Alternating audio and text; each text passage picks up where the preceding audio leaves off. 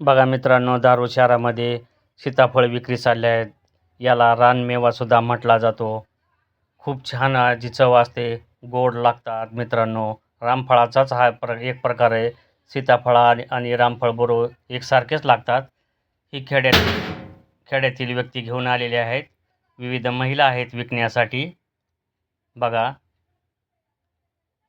खूप लोक यासाठी येतात सीताफळ नेण्यासाठी. धारूरची बाजारपेठ ही मुख्य समजली जाते.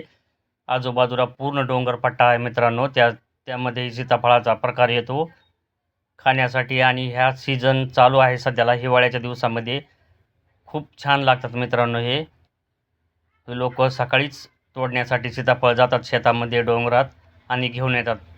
200 ते 250 रुपयाला टोपलं मिळतंय मित्रांनो इथं. पण गावरान सीताफळ आहेत किंवा असे शेतात वगैरे लावलेले नाही, तर डोंगरातले सीताफळ खूप गोड असतात. बघा, ही लोक घेऊन आलेली आहेत. ह्या विविध महिला आहेत.